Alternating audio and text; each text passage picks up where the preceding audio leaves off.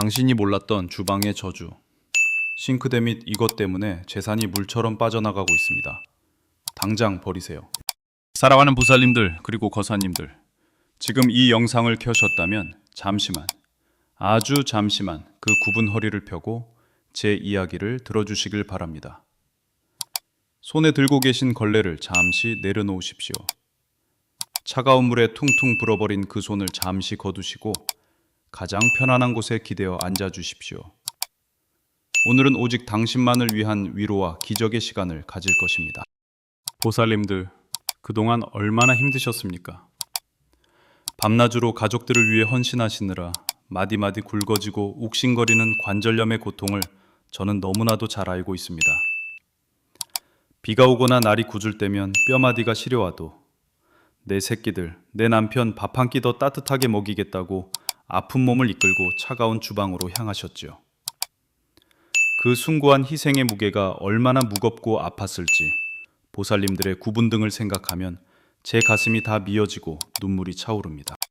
식구들 앞에서는 늘 웃는 얼굴을 하셨지만 정작 보살님 본인은 부엌 한 구석에서 식은 밥에 맹물을 말아 쫓기듯 드신 날이 하루 이틀이 아니셨을 겁니다. 맛있는 고기 반찬은 남편과 자식들 입으로 들어가는 것만 봐도 배가 부르다며 정작 당신의 숟가락에는 짠 김치 한 조각만 올려놓으셨던 그 수많은 세월들. 청춘을 다 바친 그 눈물겨운 세월을 어찌 제가 다 말로 표현할 수 있겠습니까? 그렇게 뼈 빠지게 일하고 입을 것 안 입고 허리띠를 졸라맸는데도 왜 내 지갑은 늘 텅 비어있는 것일까요? 내가 지은 빚도 아닌데 가족들이 저지른 무거운 빚더미를 고스란히 얇은 어깨에 짊어지고 밤잠을 설치며 가슴을 치신 적이 얼마나 많습니까? 하늘도 무심하시지. 이렇게 착하고 희생만 하며 살아온 보살님들에게 왜 이토록 가혹한 시련만 주시는 건지 무심한 하늘을 원망하며 백엔잇을 적신 밤들이 수없이 많으셨을 것입니다. 보살님, 거사님, 제 눈을 보고 들으십시오. 절대 여러분이 부족해서가 아닙니다. 여러분이 게을러서 혹은 모자라서 이 지독한 가난의 굴레에서 벗어나지 못하는 것이 결코 아닙니다. 그동안 여러분은 이 세상 그 누구보다 치열하고 성실하고 눈물겹게 살아오셨습니다. 저는 그 누구보다 여러분의 맑고 선한 영혼과 희생을 인정하고 존경합니다. 그러니 더 이상 자책하지 마십시오. 가난은 여러분의 잘못이 아닙니다. 문제는 전혀 다른 곳에 숨어 있었습니다. 바로 여러분이 평생도록 가장 많은 시간을 보내며 가족의 생명을 책임지는 그곳, 주방입니다. 그 주방에 보이지 않는 구석에서 끔찍한 가난 귀신이 여러분의 땀과 눈물로 일군 재물운을 야금야금 갉아먹고 있었던 것입니다. 아무리 돈을 벌어와도 아무리 아껴 써도 밑빠진 독에 물붓기처럼 돈이 새어나가게 만드는 무서운 저주가 우리 집안에 숨어 있었던 것이죠. 특히 주방에서도 가장 음기가 습하고 어두운 곳, 바로 싱크대 밑을 주목하셔야 합니다. 그곳은 물의 기운이 음산하게 소용돌이치는 곳이며 조금만 관리를 소홀히 해도 집안으로 들어오려는 맑은 대운을 가로막는 최악의 흉지가 되어버립니다. 보살님들께서도 모르는 사이에 아깝다며 무심코 버리지 못하고 구석에 놓아둔 이것 하나가 집안의 모든 긍전운을 밖으로 질질 흘려보내는 통로 역할을 하고 있었던 것입니다. 하지만 이제는 두려워하지 마십시오. 제가 오늘 그 지독하고 끈질긴 가난 귀신을 단번에 쫓아내고 꽉 막혀있던 대운의 물꼬를 뻥 뚫어줄 강력한 비방을 알려드릴 것입니다. 칠성님과 터주신이 보호하는 거대한 황금 방패를 여러분의 가정에 세워드릴 테니 저만 믿고 이 영상이 끝날 때까지 두 손을 모으고 따라와 주시길 바랍니다. 자, 그럼 도대체 싱크대 밑에 있는 무엇이 우리의 피 같은 재산을 훔쳐가고 있었는지 그 충격적인 진실을 지금부터 낱낱이 파헤쳐 보겠습니다. 보살님 그리고 거사님, 풍수지리학에서 집안의 주방은 단순히 밥을 짓고 반찬을 만드는 공간이 아닙니다. 주방은 우리 가족의 생명력을 불어넣는 심장이자 집안의 금전운과 재물운을 관장하는 가장 핵심적인 생명줄과도 같은 곳입니다. 예로부터 우리 조상님들은 부뚜막에 조왕신을 모시며 주방이 깨끗하고 정갈해야 집안이 크게 일어서고 자손들이 벼슬길에 오른다고 굳게 믿으셨습니다. 그만큼 주방의 기운은 여러분 가정의 흥망성쇠를 결정짓는 절대적인 척도입니다. 하지만 이 주방에는 아주 치명적이고 위험한 풍수적 모순이 숨쉬고 있습니다. 바로 차가운 물의 기운을 상징하는 싱크대와 뜨거운 불의 기운을 상징하는 가스레인지가 한 공간에 공존하고 있다는 사실입니다. 물과 불은 본디 상극이요, 서로를 밀어내고 파괴하려는 성질을 앓고 있습니다. 이 상극의 에너지가 매일같이 충돌하는 주방에서 기운의 균형을 잡아주지 못하면 집안의 재물은 불에 타서 재가 되거나 물에 휩쓸려 하수구로 흔적도 없이 빠져나가게 됩니다. 그 중에서도 가장 흉하고 가장 많은 음기가 음산하게 소용돌이치는 곳이 어딘지 아십니까? 바로 싱크대 및 하부장입니다. 보살님들 한번 떠올려 보십시오. 싱크대 밑은 따스한 햇빛 한 줌 들어오지 않는 캄캄하고 침침한 곳입니다. 게다가 배수관이 지나가고 있어 1년 365일 축축한 습기로 가득 차 있습니다. 이처럼 어둡고 차갑고 습한 공간은 우리가 그토록 두려워하는 악독한 가난 귀신이 가장 좋아하고 또아리를 틀기 좋은 완벽한 은신처가 됩니다.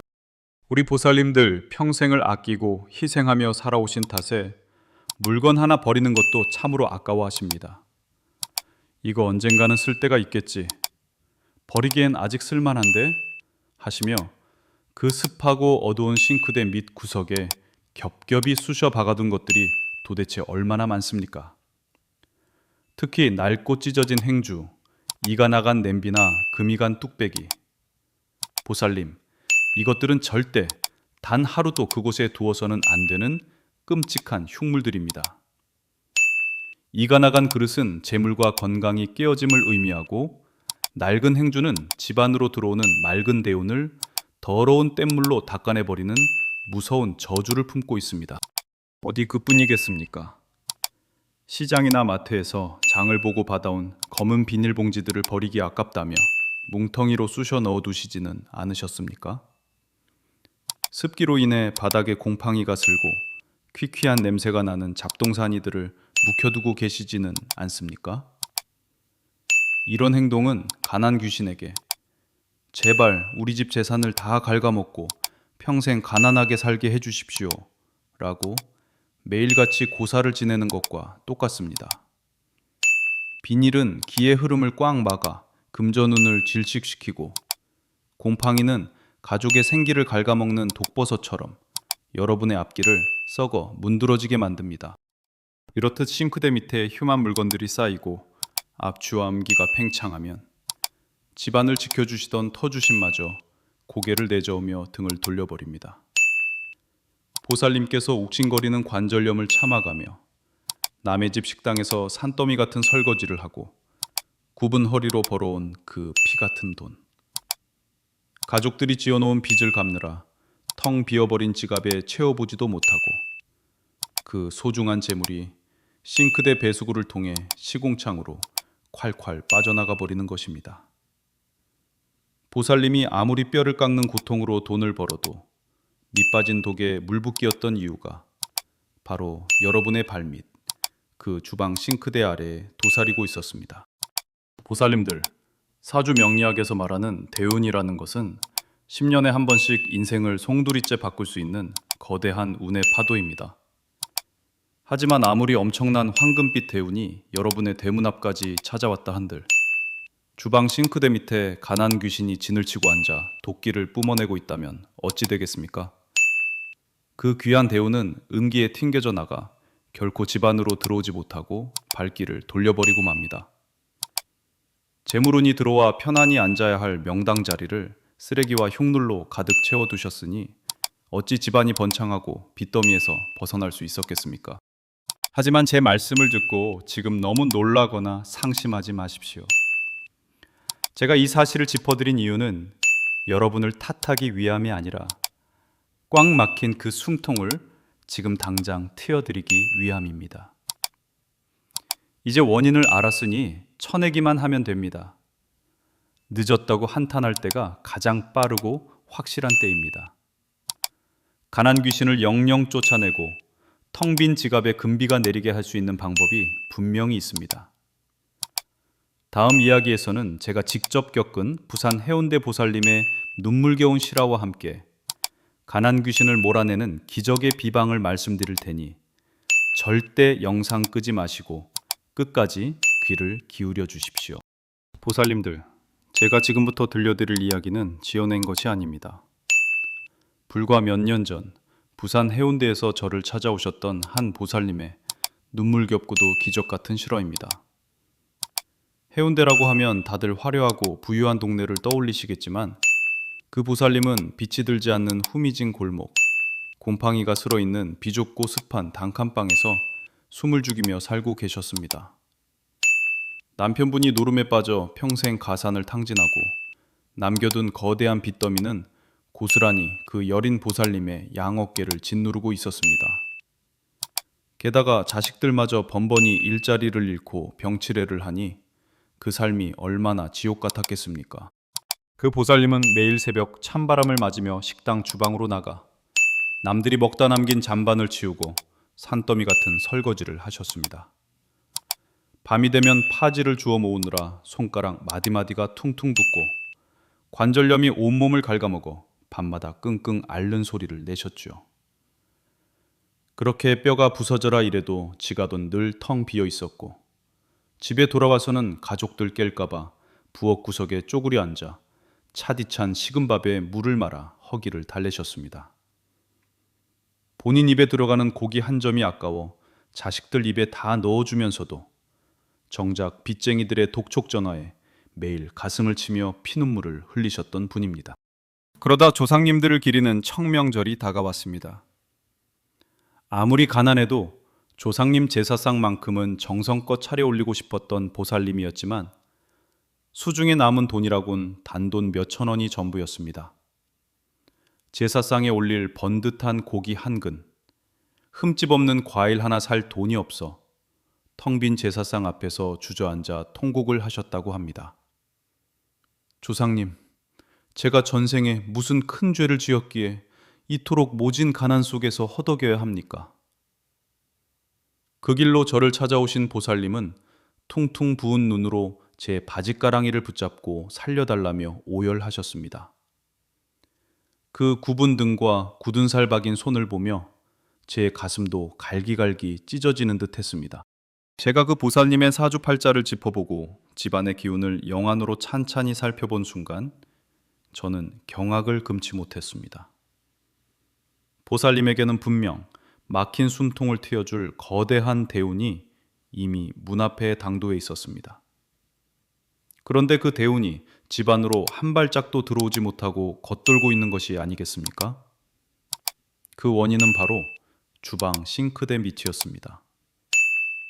제가 당장 그곳에 무엇이 있냐고 호통을 치듯 물으니 보살님은 머뭇거리며 대답하셨습니다. 버리기 아깝다며 모아둔 수십 개의 검은 비닐봉지, 이가 다 빠져버린 뚝배기 그릇, 그리고 습기에 절어 곰팡이가 피어버린 헌 행주들이 그득하게 쌓여 있다고 말입니다. 보살님, 그곳이 바로 끔찍한 가난 귀신이 잔치를 벌이는 소굴입니다. 당장 돌아가서 그 흉물들을 모조리 쓰레기통에 내다 버리십시오. 저는 단호하게 말씀드렸습니다. 그리고 눈물을 닦는 보살님께 가난 귀신을 멸하고 대운을 끌어다 당기는 천기누설에 비방을 일러주었습니다. 음기를 쫓는 굵은 소금과 붉은 팥, 그리고 재물운의 씨앗이자 금의 기운을 상징하는 10원짜리 동전을 이용해 터주신과 칠성님의 가오가 담긴 강력한 황금 방패를 주방에 치는 비법을 하나하나 상세히 가르쳐 드렸습니다. 보살님은 제 말을 한 글자도 빠짐없이 가슴에 새기고 집으로 달려가셨습니다. 보살님은 집에 가시자마자 싱크대 밑을 싹 다 비워내고 제가 일러준 비방대로 소금과 동전을 놓으며 터주신께 간절히 기도를 올렸습니다. 그리고 정확히 100일 후 믿을 수 없는 기적이 일어났습니다. 평생 속만 썩이던 남편이 갑자기 정신을 차리고 막노동이라도 하겠다며 안전화를 신고 나섰고, 매번 취업에 실패해 방황하던 아들은 우연히 시작한 작은 사업이 대박이 나면서 상상도 못할 큰 돈을 집에 가져오기 시작한 것입니다. 십수년간 보살님의 목을 조르던 그 지긋지긋한 빚더미가 단 3달 만에 흔적도 없이 사라지는 기적 같은 일이 벌어졌습니다. 얼마 전 저를 다시 찾아오신 그 보살님의 얼굴은 마치 다른 사람처럼 환하게 빛나고 있었습니다. 이제는 식은 밥 대신 따뜻하고 기름진 밥을 드시고 관절염도 씻은 듯이 나아 손가락이 곱게 펴지셨더군요. 사랑하는 보살님들, 이것이 바로 풍수 비방의 힘이며 칠성님께서 내려주시는 자비로운 기적입니다. 부산의 그 보살님도 해내셨는데 여러분이라고 못하실 이유가 어디 있겠습니까? 끔찍한 가난 귀신을 쫓아내는 것은 결코 어려운 일이 아닙니다. 자, 이제 숨을 깊게 들이마시십시오. 지금부터 제가 그 10원짜리 동전과 굵은 소금을 어떻게, 어느 날짜에, 어느 방향에 두어야 하는지 그 기적의 비방을 아주 상세하게 손에 쥐어주듯 설명해 드리겠습니다. 자, 보살님들, 거사님들, 이제부터가 가장 중요합니다. 제가 지금 알려드리는 이 비방은 단순한 정리가 아닙니다. 여러분의 집안에 웅크리고 있는 가난 귀신의 목을 치고 칠성님의 가호 아래 재물을 불러드리는 신성한 의식입니다. 메모할 준비가 되셨습니까? 아니면 이 영상을 저장해 두시고 몇 번이고 돌려보며 그대로 따라하셔야 합니다. 단 하나라도 틀리면 기운이 섞일 수 있으니 집중해 주십시오. 첫째, 비우는 것부터 시작해야 합니다. 다가오는 선 없는 날이나 기운이 맑은 일요일 오전을 선택하십시오.